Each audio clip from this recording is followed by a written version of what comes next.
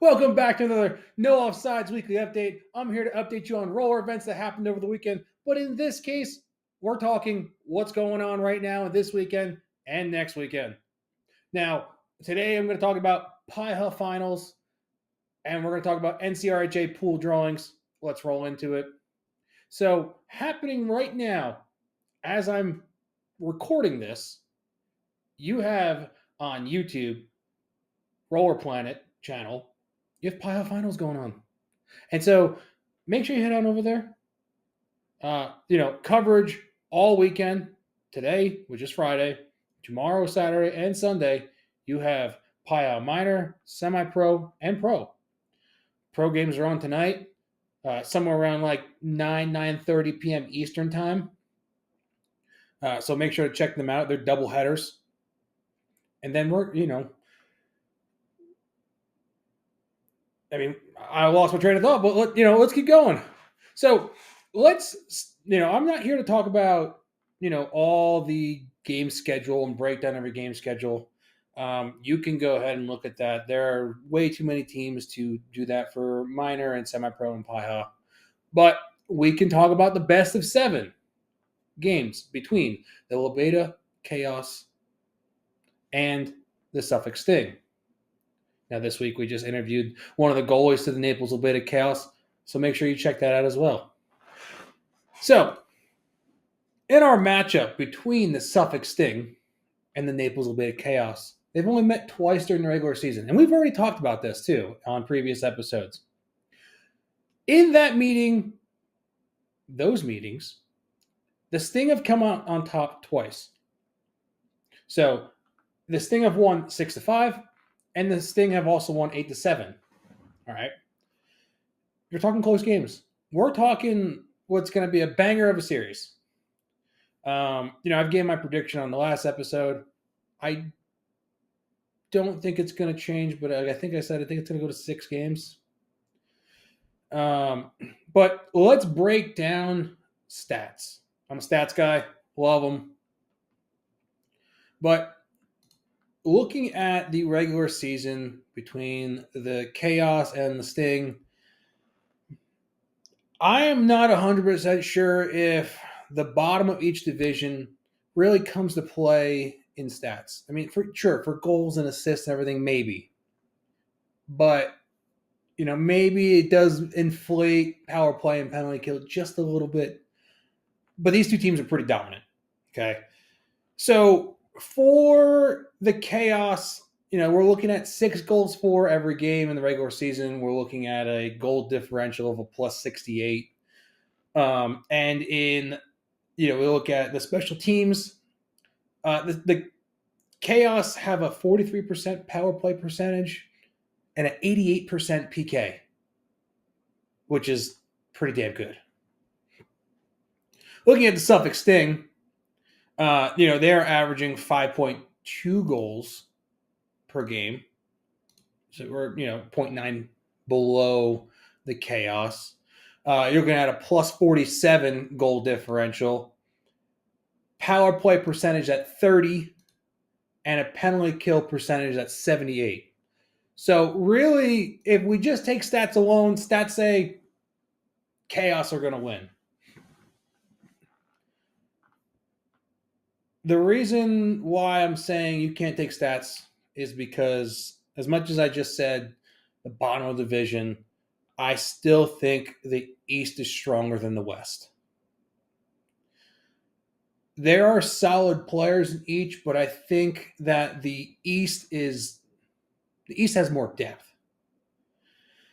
So, yeah, that's why you can't take stats into this. What you can take out of all this is that maybe, we interviewed, we in our podcast on the other day, we interviewed Anthony Butrico, and I asked him, I said, hey, what do you think about these back-to-back matchups? You guys have been playing them all season. The Cavs have been traveling to Colorado. If they play games on Friday, it's back-to-back. If they play games on a Saturday, it's back-to-back. And the Pro Series best of 7, game 1 and 2, back-to-back. I believe 3 and 4 back to back, and then game 5 on Saturday is there's maybe a game break or something like that. And then 6 and 7 are back to back. So, does this benefit the chaos? Anthony Patrico said it's probably minuscule. I mean, you're talking about two solid teams. They both can play through being tired. But I think that the edge goes to chaos in fitness not because they've been skating more or whatnot, but they've been traveling to Colorado and having to deal with. I'm drawing a blank, but altitude. That's the word I'm looking for. So they've been having to play in the higher altitude. So I think that does play a little role, maybe in the first game at least. But I still think tonight they go 1-for-1. And I think if it does not go 1-for-1 and it goes 2-0 either way, it is going to be a very large uphill battle for that other team that did not win any games. So, where these are two monster teams. You can catch the first game tonight at 7:30 p.m. Mountain Time. That is 9:30 p.m. Eastern Time. The live stream has been fantastic. It's actually on my other monitor right over here. So, yeah, make sure you check it out. It's going to be one hell of a series. Now, let's jump over to NCRHA. Well, in the NCRHA, pools have been decided, right? And so we are looking at, for D1, looking at 6 teams, right? It's, pretty good. The division is starting to build back up. In Pool A, you have Arizona, Arizona State, and Lindenwood. It sucks that there is only 6 teams because Arizona and Arizona State have played each other all season. But I think it's good for the pool play. Grand Canyon's on one side, Lindenwood's on the other. Either way, you're going to have 2 teams from each side. I mean, because you have 3 teams from the West, 3 teams from the East. Either way, you're going to have 2 teams in a pool until this division gets more teams. So you have Arizona, Arizona State, Lindenwood in Pool A, and in Pool B you have Grand Canyon, Henry Ford, and Rowan. We could potentially be seeing a rematch between Lindenwood and Grand Canyon. From what I'm being told, don't sleep on Henry Ford. But it's looking like from each side that if Grand Canyon can take care of Pool B, that it should be a rematch of last year. Looking at D2 pools. In Pool A, Boston, Northeastern, Ohio State, and Slippery Rock. In Pool B, Cortland, CSU Fullerton, Michigan State, and Newman College. Pool C, which is the bigger of the pools, Cal Poly, Endicott, Farmingdale, Quinnipiac, Robert Morris. Yeah, I mean, there has been words that have been thrown around my way that there are teams that are, I don't know, let's put the term sandbagging out of D1 because they don't want to play Lindenwood. That's not my words. I honestly have not caught a lot of D2 play. But, you have your big teams that have played D1 before, and that's Slippery Rock and Farmingdale. So, thinking that those 2 may potentially be the favorite. Newman in the past has been a very good school to play roller hockey at. But, a lot of schools are rebuilding since before COVID. Let's go over to D3 pools. As I can try and pull it up. Here we go. We have 6 pools. Like I said, I've said this all along. This is the biggest division. So in Pool A, you have Illinois State. You have Loyola Marymount, Rhode Island, and Tampa. From what I'm being told, Tampa is one of the teams to beat. I've watched Illinois State play. It's a pretty good team. But Tampa in this group is apparently the team that's supposed to come out of this pool as the winner. But we look at Pool B. We have Kennesaw State, Maryville, Oswego, and Yeshiva. I'm also being told Yeshiva, don't sleep on them. They won their division. Apparently, they are a very good team. I do believe that potentially they are the favorites for this pool. In Pool C, you have Cal Poly Pomona, Florida University, Penn State, and UT Chattanooga. I said that weird. Chattanooga.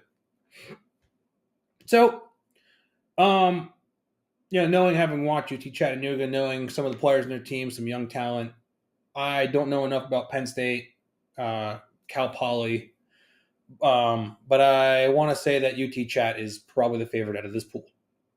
In Pool D, you have Colorado, Florida Gulf Coast, Stony Brook, and Temple. I do not know who is the favorite in this group. I don't know enough about Colorado or Temple or I honestly any of them. So what I'm going to say here is let's keep an eye on this pool. Pool E is Hofstra, RIT, and Syracuse. Okay. In Pool F, you have Purdue, UMass, and Vermont. UMass is usually pretty solid. I've played against some of their teams in the past, but once again, as we go down this, Division III is so big, and also it's kind of hard to tell who is actually the favorite because the skill range between the best team in a division for D3 and the worst team can be so large. And those two teams, the top and the bottom of that division, are playing each other more times than not. Like I said, it's just tough to really put favorites. And I don't know why I started doing it, but like I said, I have a few insight reports that tell me some things. So I figured I'd just throw them out there. All right. Now, last division for pools, I should say. You have AA.